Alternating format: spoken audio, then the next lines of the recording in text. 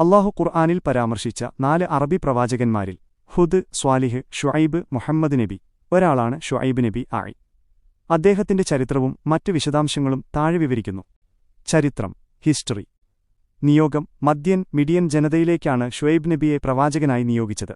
അൽ ഐക്ക, അസ്ഹാബുൽ ഐക്ക എന്നും ഖുർആനിൽ വിശേഷിപ്പിക്കപ്പെട്ട ഈ സമൂഹം അളവിലും തൂക്കത്തിലും കൃത്രിമം കാണിക്കുന്നവരും വഴിയിൽ കാത്തിരുന്ന് ആളുകളെ കൊള്ളയടിക്കുന്നവരുമായിരുന്നു.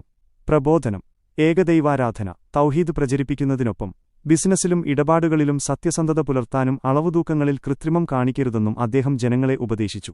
പദവി: പ്രസംഗപാടവവും യുക്തിഭദ്രമായ ഉപദേശങ്ങളും കാരണം ഖതീബുൽ അംബിയാഇ, പ്രവാചകന്മാരുടെ പ്രഭാഷകൻ എന്ന പേരിൽ അദ്ദേഹം അറിയപ്പെട്ടു.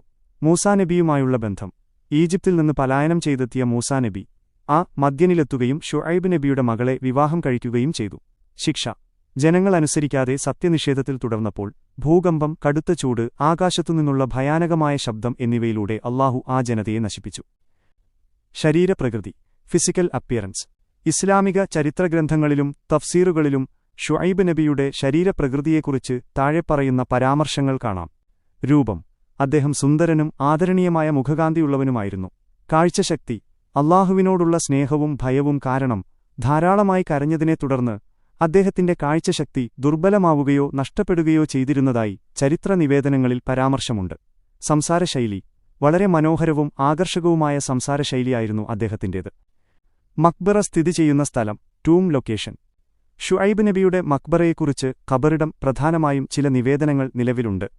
1. ജോർദാൻ. ഏറ്റവും പ്രശസ്തവും ഭൂരിപക്ഷം ആളുകളും അംഗീകരിക്കുന്നതുമായ സ്ഥലം ജോർദാനിലെ വാദി ഷുഐബ് പ്രദേശത്താണ്, സൽത്ത് പട്ടണത്തിന് സമീപം. ഇവിടെ ഒരു വലിയ മസ്ജിദും അതിനോട് ചേർന്ന് മക്ബറയും സ്ഥിതി ചെയ്യുന്നു. 2. പാലസ്റ്റൈൻ ഹിത്തീൻ, ഹാറ്റിൻ തിബിരിയയ്ക്ക് സമീപം എന്ന സ്ഥലത്തും ഒരു മക്ബറ ഷുഐബ് നബിയുടേതായി പറയപ്പെടുന്നുണ്ട്. 3. Mecca and Yemen. മക്കയിലെ കഅബയ്ക്ക് സമീപം അല്ലെങ്കിൽ യമനിലെ ഹദർമൗത്തിലും അദ്ദേഹത്തിന്റെ മക്ബറയാണെന്ന അഭിപ്രായങ്ങൾ ചരിത്രകാരന്മാർക്കിടയിലുണ്ട്.